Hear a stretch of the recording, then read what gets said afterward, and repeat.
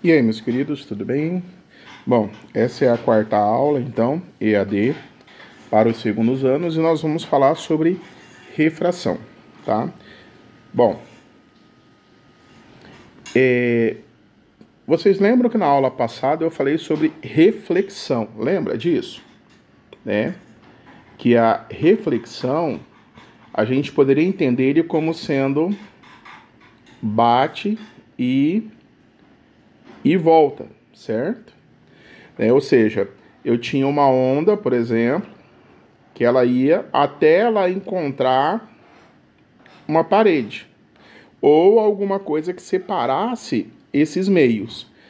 E ao encontrar essa parede, o que aconteceria com a onda? Ela ia bater e depois ia voltar, ou seja, a onda ela passaria a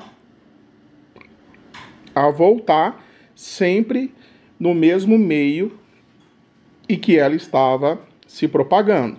Lembrando que a velocidade, o comprimento de onda e a frequência antes dele bater nessa superfície de separação de meios é igual à velocidade, o comprimento de onda e a frequência após essa reflexão. Pois bem, o que é refração, então? A refração, a gente pode entender ele como sendo bate e passa, tá? Então, o que vai acontecer? Eu vou ter um meio de separação. Então, aqui vai ter o meio 1, tá? E aqui vai ter o meio 2. Pode ser ar e água, pode ser ar e vidro, pode ser óleo e cristal, pode ser água e óleo. São dois meios diferentes. Então, o que vai acontecer? A onda ela vai chegar até esse meio de separação e ela vai bater nesse meio. O que vai acontecer com a onda? A onda ela vai passar para o outro lado. A diferença da reflexão é que antes que você encontre esse meio, ele vai ter uma velocidade no meio 1, comprimento de onda no meio 1 e uma frequência no meio 1. Quando ele sofrer a refração, ele vai ter a velocidade no meio 2, o comprimento de onda no meio 2 e uma frequência nesse meio 2. Durante a refração, a gente vai caracterizar que a frequência no meio 1 sempre vai ser igual à frequência no meio 2, tá? E o que isso vai garantir para a gente? Isso vai garantir que a velocidade no meio 1 ela vai ser diferente da velocidade no meio 2 e que o comprimento de onda no meio 1 vai ser diferente do comprimento de onda no meio 2. Logo, a gente vai, a partir da fórmula da velocidade, que é vai lamber ferida, vocês lembram disso lá das aulas anteriores. Se a gente isolar a frequência aqui, a gente vai dizer que a frequência sempre é a velocidade dividido pelo comprimento de onda. Então, a frequência 1, sendo igual à frequência 2 na refração, diz que a velocidade no meio 1 dividido pelo comprimento de onda no meio 1 vai ser igual à velocidade do meio 2 dividido pelo comprimento de onda do meio 2, tá? Então, isso aqui é uma relação muito importante que a gente vai estar trabalhando na refração, tá? Além disso, nós temos também na refração as duas leis da refração, onde a primeira lei da refração continua dizendo que o raio incidente, a reta normal e o raio refratado, eles são coplanares, tá? E que a segunda lei da refração, ela é chamada de lei de Snell-Descartes, ou seja, lei de Snell, que diz para mim justamente essa relação, que a velocidade do meio 1 dividido pela velocidade do meio 2 é igual ao comprimento de onda do meio 1 dividido pelo comprimento de onda do meio 2, que é igual a seno do ângulo de incidência dividido pelo seno do ângulo refratado, tá? Então, é isso que ele vai estar trabalhando com a gente. Bom, vamos à representação disso, né? Então, você vai ter um meio de separação, tá? Você tem o meio 1, o meio 2, e uma onda, ela vai se propagar no meio 1 até encontrar o meio 2. Quando isso acontecer, no momento do encontro, eu vou ter a nossa reta normal. E esse raio de incidência, ele vai formar um ângulo de incidência ali, que é o θi, tá? O que acontece com a refração? Lembra? Na refração, não pode esquecer isso, tá? Na refração, o que vai acontecer? Ele bate e passa. Então ela vai passar, tudo bem?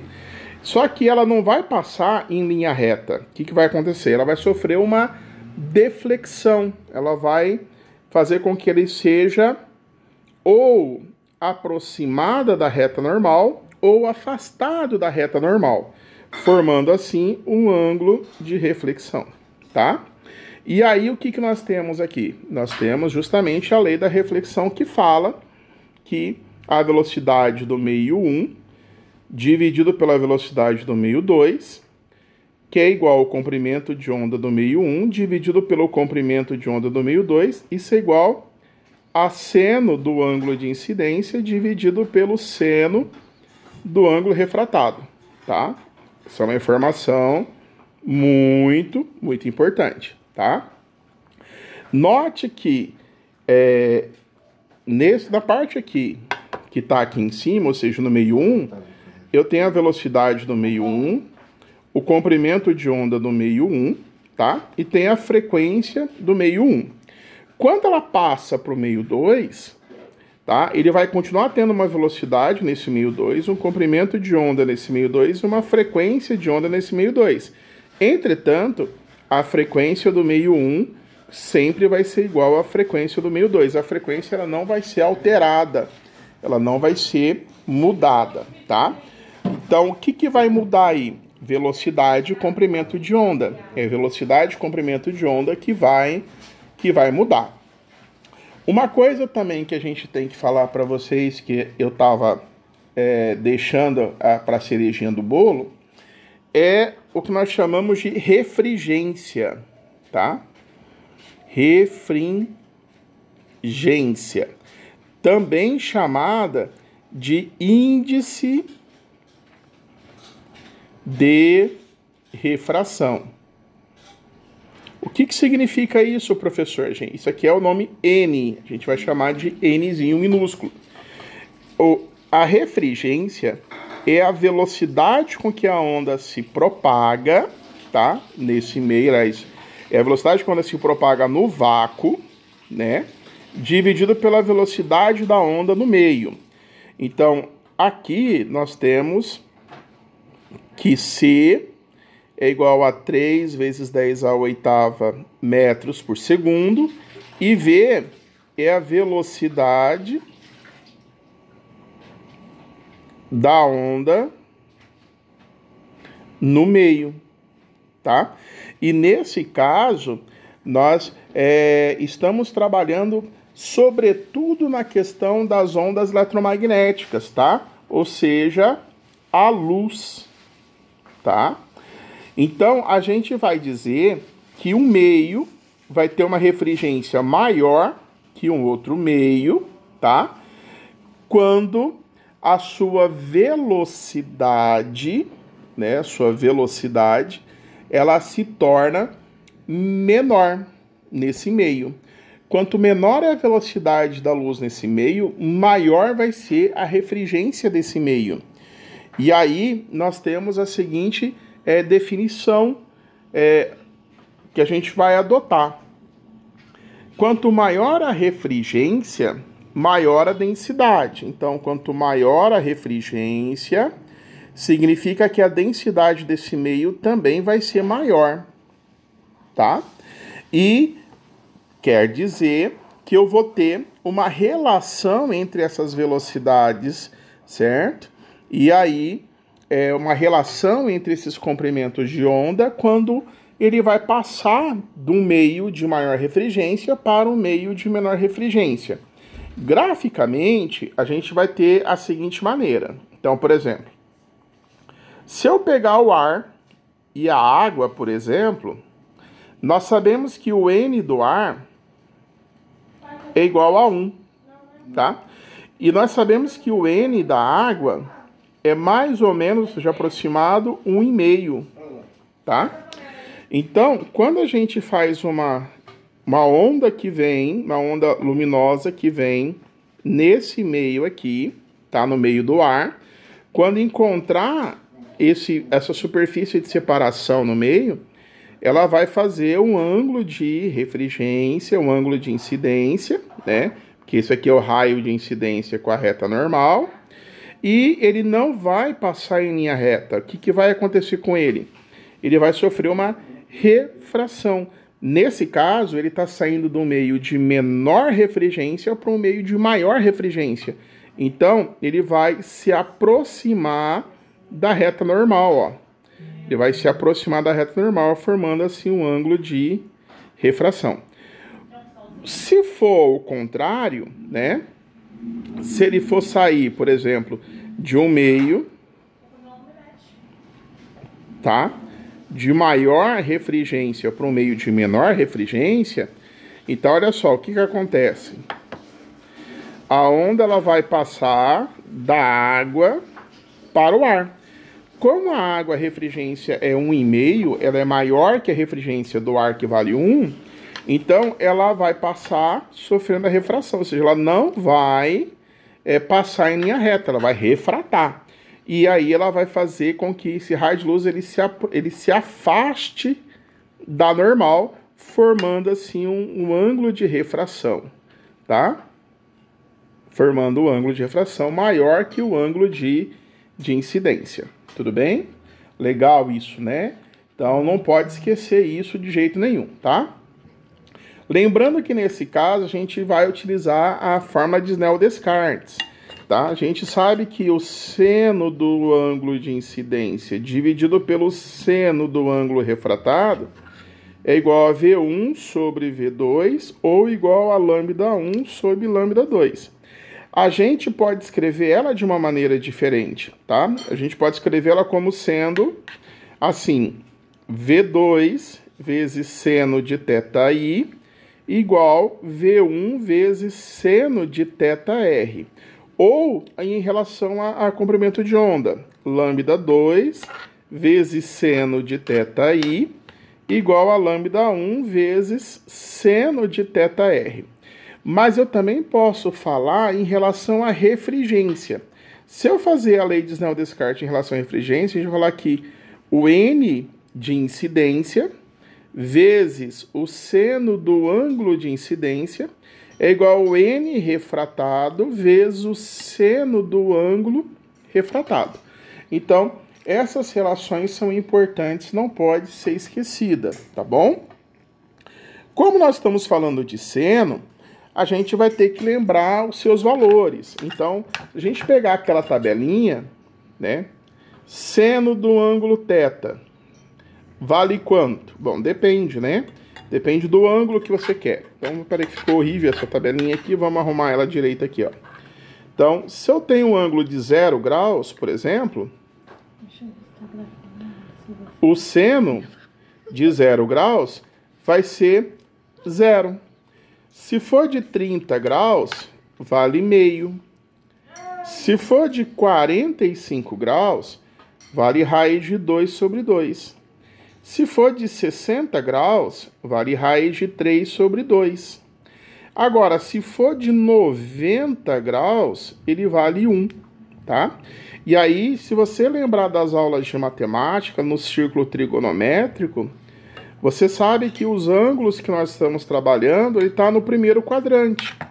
Então, ângulo de 0, de 30, de 45, de 60 e de 90 graus. E esses valores eles vão se repetir do mesmo valor no segundo quadrante. Então, no segundo quadrante vai ter os mesmos valores. Então, quando eu pego o seno de 30, tá? Ele é exatamente igual ao seno de 150 graus.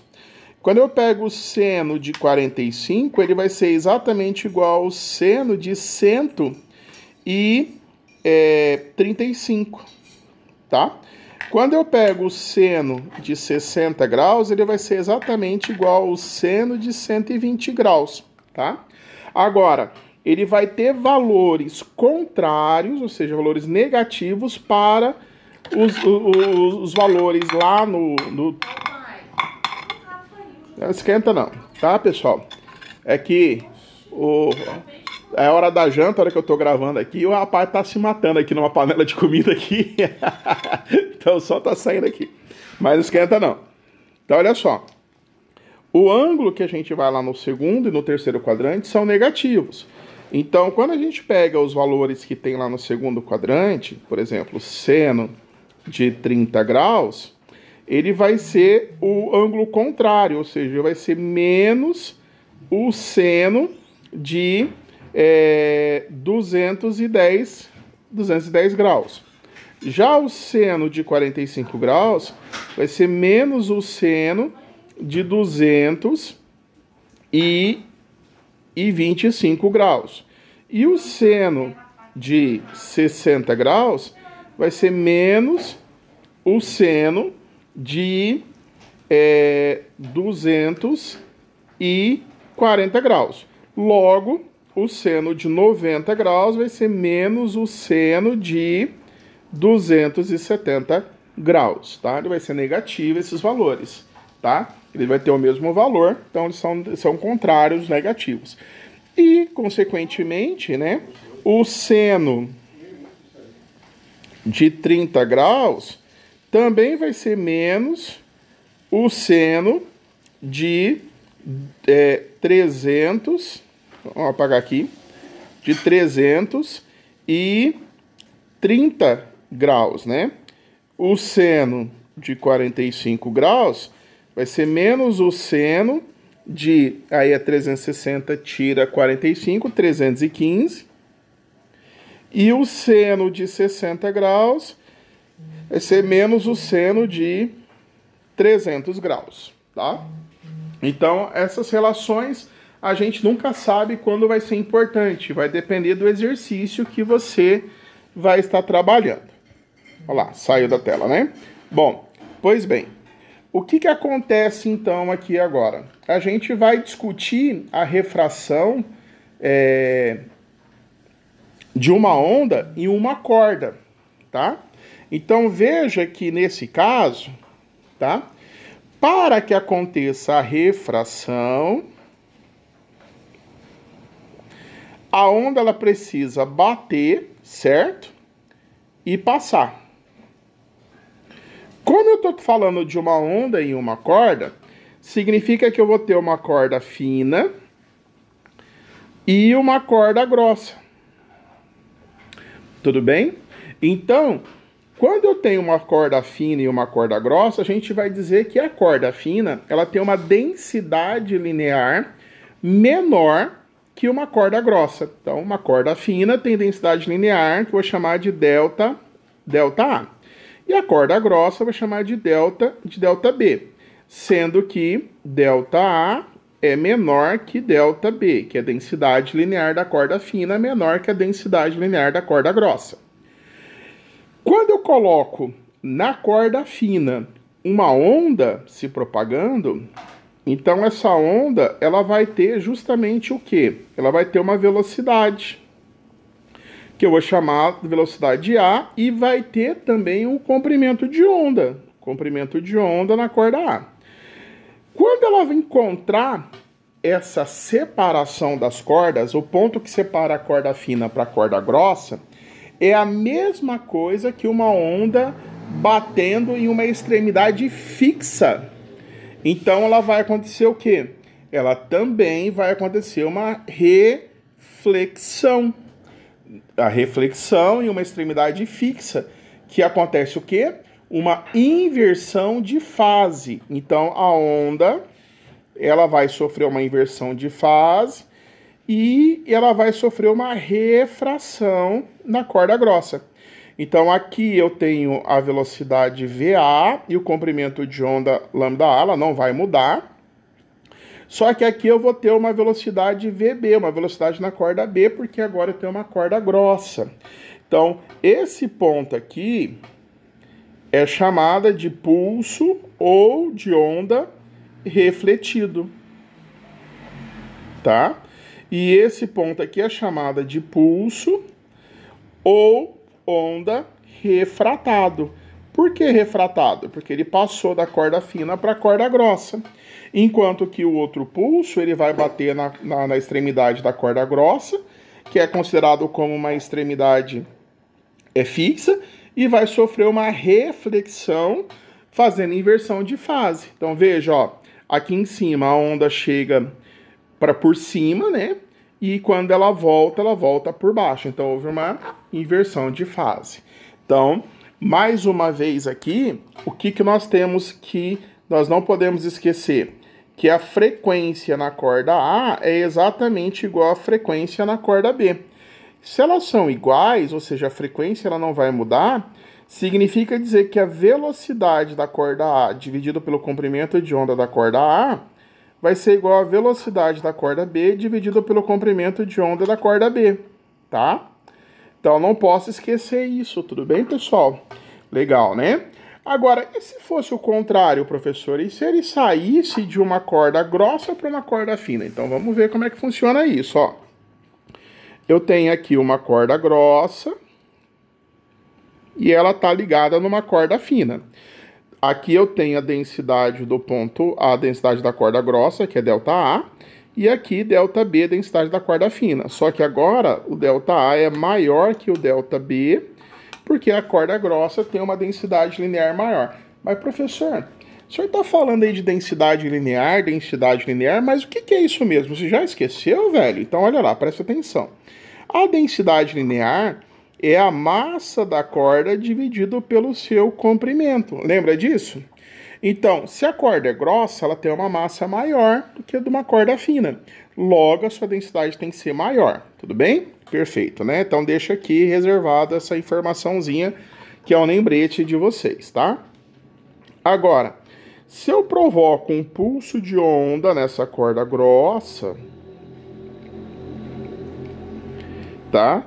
Ela vai se propagar com uma velocidade VA e vai ter um comprimento de onda A. Quando ela chegar na extremidade de junção da corda grossa com a corda fina, é como se ela tivesse uma extremidade móvel, tá? Então aqui é uma extremidade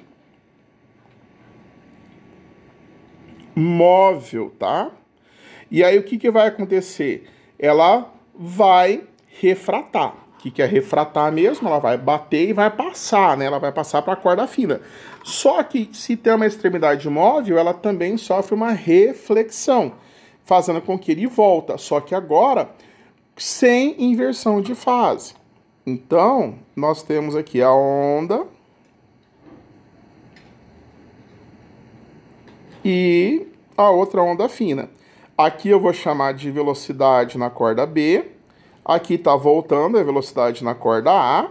E aí, o que vai acontecer aqui? Esse é o nosso pulso refletido. E esse é o nosso pulso refratado. Então, ele vai sofrer uma refração. Tudo bem? E, mais uma vez, as regras se aplicam aqui. A frequência que eu tinha na corda A é a mesma frequência na corda B. Logo, a velocidade da corda A dividido pelo comprimento de onda da corda A igual a velocidade da corda B dividido pelo comprimento da corda B, tá? Então, isso não pode esquecer, tá? Então, lembra sempre, quando você passa, né? Vamos voltar aqui o slide, ó. Quando você passa a onda de uma corda fina para uma corda grossa, ó, fina para grossa, aqui eu tenho uma extremidade fixa, certo? Então vai acontecer a reflexão e a refração de onda. Só que a reflexão é com inversão de fase e a refração ela mantém a mesma fase, tá? Quando você pega uma corda grossa para uma corda fina, também vai acontecer a mesma coisa. Só que agora, como a extremidade ela é móvel, né? Então o pulso refletido ele não tem inversão de fase. Então, e o pulso refratado mantém a mesma inversão que ela tinha. O que vai mudar aqui? Velocidade, comprimento de onda. O que mantém constante? A frequência. Vamos discutir um pouquinho agora a questão da refração de ondas em líquidos, tá? Nesse caso, tem uma coisa interessante a se falar aqui, que a velocidade dessa onda no líquido, ela vai depender da profundidade, ou seja, da quantidade de água que eu tenho ou da quantidade de líquido que eu tenho naquela região.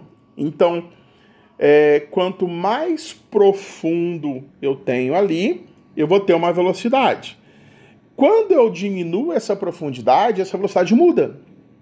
Tá? Ela vai mudar essa velocidade, tá? Mas ela vai manter a frequência sempre constante, tá? Então, o que acontece aqui? Para que ela mantenha a frequência sempre constante, a relação vai se dar mais ou menos assim, ó. Imagina que eu tenha lá em alto mar, então a onda ela vai ser bem legalzinha, bem curtinha, porque eu tô bem fundo, ó, tá bem fundo o leito do rio, tá? Então tá bem profundo. De repente, esse leito do rio vai sofrer uma diminuição. Então, quando a onda chega aqui, ela vai estar saindo de uma região funda para uma região rasa. Então, nesse caso, quando eu passo de um meio mais profundo para um meio mais raso, a velocidade da onda vai diminuir. E com isso, o seu comprimento de onda também vai diminuir, tá? Fazendo com que a frequência permaneça constante. Só que se o seu comprimento de onda diminui, significa que a onda ela vai ser refratada e vai aumentar a sua amplitude, tá? Por isso que quando a onda lá no mar, ela começa a chegar na praia, ela aumenta a altura dela, né? Se você tiver na praia e você chegar assim até uma certa localidade, parece que não tem onda, né? Parece que o mar só tá subindo e descendo devagarzinho. Mas daí vai chegando perto da praia, as ondas vão começando a aumentar, até que ela quebre na onda. E quando ela quebra na onda, ela deixa de ser onda, lembra disso, porque onda, ela transporta energia e não transporta matéria. Quando ela quebra, porque ela está transportando matéria. Então ela deixa de ser onda ali no estado físico, tá? E aí o que acontece aqui? Eu vou ter aqui nessa região uma velocidade, um comprimento de onda e uma frequência, tá? E ela vai sofrer uma refração aqui, ela vai ser refratada, porque vai mudar a profundidade do líquido, e eu vou ter um comprimento de onda B aqui, uma velocidade B e uma frequência B. A frequência ela vai continuar a mesma, logo significa que os seus comprimentos de onda e a sua velocidade mantém aquela relação, ou seja, VA sobre lambda A é igual a VB sobre lambda B. Aqui eu chamei de A e depois de 1, né, mas chama tudo de A aqui, certo? Então, isso é muito interessante a gente discutir isso. No caso das ondas sonoras, elas também vão ocorrer atravessando a fronteira entre dois meios, sempre com alteração e módulo de velocidade de propagação de seu... Foi mal aí, galera. Deu uma preguicite aqui aguda aqui, né? Acho que falei demais aqui sem tomar água e bochechei. Então, olha lá. No caso das ondas sonoras, tá? O que vai acontecer? Quando a onda ela está no meio e ela encontra outro meio de separação, ela vai refratar. E ela vai passar de um meio para o outro, tendo a alteração na sua velocidade, no seu comprimento de onda, mantendo a frequência constante. Nesse caso, é muito interessante o exemplo da piscina. Quando você pega e você mergulha dentro da piscina e tem pessoas sentadas na borda conversando, se você prestar atenção, você consegue escutar a conversa deles. Talvez não com aquele som perfeito, mas você consegue escutar. Por quê? Porque o som refrata na superfície da água, passando para a água. Vai manter a mesma frequência, mas vai o quê? Mudar a sua velocidade, o seu comprimento de onda. Tá? Interessante isso. Já no caso da refração luminosa, tá? Que a gente discutiu lá sobre tudo a questão da refringência, é interessante a gente discutir a questão da cor, tá? Porque a luz, ela tem cor branca. E a cor branca, ela é formada por todas as outras cores, ou seja, ela é formada por quem? Pelo vermelho, pelo alaranjado, pelo amarelo, tá? Pelo verde, pelo azul, pelo anil e pelo violeta. Então, essas são as cores primárias que formam a luz branca. E aí o que acontece? Tem um gráfico que diz pra gente, que mostra que quando você pega a velocidade dessa luz pela frequência dela, tá? A gente tem que a luz vermelha tem a menor frequência, que o alaranjado, depois o amarelo, depois vem o verde, depois vem o azul, depois vem o anil, né? E por último o violeta.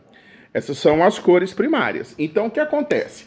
Todas essas cores vão ter a mesma velocidade, tá? No vácuo, que vale C. Então, no vácuo, todas elas vão ter a mesma velocidade. Entretanto, quando ela vai para o meio material, quanto maior a sua frequência, menor a sua velocidade. Então, ela vai diminuindo, tá? Então, quanto maior a sua frequência, menor a sua velocidade.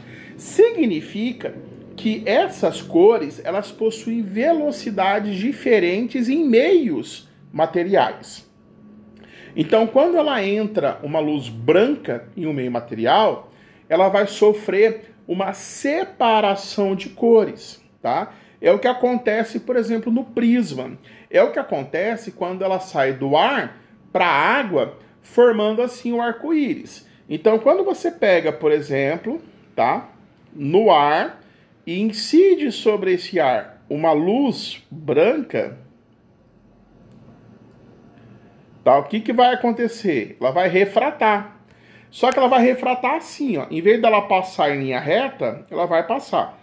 A primeira cor que vai aparecer vai ser o vermelho. Por quê? Tem maior velocidade e menor frequência. Depois vai vir o alaranjado, o amarelo, o verde, o azul, o anil e, por último, o violeta, fazendo a refração. Então, quanto maior a frequência, tá? Quanto maior a frequência, mais ela se aproxima da normal. Consequentemente, menor a velocidade dela. Quanto maior a frequência, mais ela se aproxima da normal e, consequentemente, menor a sua velocidade. Quanto menor for a sua frequência, menos ela se aproxima da normal e maior será a sua velocidade naquele meio, tá bom? Só falta a gente falar uma coisa sobre a refração na luz, que é justamente a refração seletiva. O que é isso? É quando a gente usa um filtro. Esse filtro, ele vai proibir a passagem da luz em certas frequências permitindo com que apenas uma frequência específica da luz passa. Isso é muito utilizado na fotografia, tá? Não nessa fotografia que a gente tira com o celular, tá, gente? Na fotografia realmente profissional, que o cara tem lá uma mega de um estúdio, uma mega de uma câmera. Você pode usar um filtro, por exemplo, para deixar que algum tipo de luz ela não passe. E aí o que vai acontecer? Você tem cores mais vivas, ou cores mais claras, ou cores mais escuras, por exemplo, né?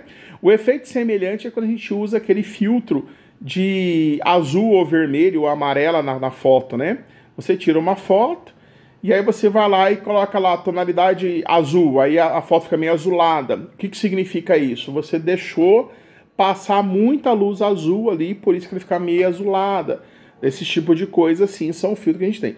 Então, um exemplo da refração seletiva seria justamente um filtro vermelho. Então, eu tenho um filtro vermelho aqui. Significa que esse filtro ele vai deixar passar só luz vermelha. Então, quando a luz vermelha chega nele, né, o vermelho, ele vai passar. Mas quando chegar o alaranjado, não vai deixar passar. Quando chegar o amarelo, não vai deixar passar. Quando chegar o verde, não vai deixar passar. Quando chegar o azul, não vai deixar passar. Quando chegar o anil, não vai deixar passar também. E quando chegar o violeta, não vai deixar passar. Justamente por quê? Porque esse filtro ele é um filtro vermelho. Ele só vai deixar passar, ou seja, só vai deixar refratar as ondas luminosas que têm frequência no vermelho, tá? Então, é isso que acontece na refração seletiva, tá bom? Bom, pessoal, com isso, a gente discutiu bastante a questão da refração, tá? Tem um resumo lá para vocês, dá uma boa lida nesse resumo, dá uma boa estudada, tá? Procura na internet aí alguns exercícios resolvidos para vocês verem como é que são esses exercícios resolvidos, porque vocês têm uma lista para fazer para mim e essa lista é uma atividade, né, participativa onde vocês precisam fazer, né? Não esqueçam de assistir esse vídeo até o final. Deixa o seu nome aí nos comentários, a sua turma e o seu número para que eu possa fazer uma avaliação depois, posterior dessa atividade para vocês, tá? E, pessoal, não se esqueça, esse conteúdo ele é um conteúdo um pouquinho chato, então assistam ele quantas vezes vocês precisarem. E lembre, se for tirar dúvidas sobre esse conteúdo, manda lá no Class 1 que o professor tira a dúvida de vocês. Se tiver com pressa e quiser mandar no WhatsApp, lembra, manda apenas no grupo do WhatsApp da sala de vocês. Não esqueça de marcar o professor na mensagem para eu saber que essa mensagem é para que eu leia, tá bom? E se for alguma questão de exercício, tem que mandar para mim o enunciado completo, o que você já fez ou o que você pensou sobre o exercício, e não esqueça de colocar o seu nome completo da sua turma para me saber quem é também, tá bom? Então, ó, meus amores, vamos continuar no nosso isolamento aí social, todo mundo de quarentena, tá? Continue estudando, se dedicando e cuidando da saúde, né, com muito amor e carinho das pessoas que estão à sua volta, ficando em casa. Aquele abraço.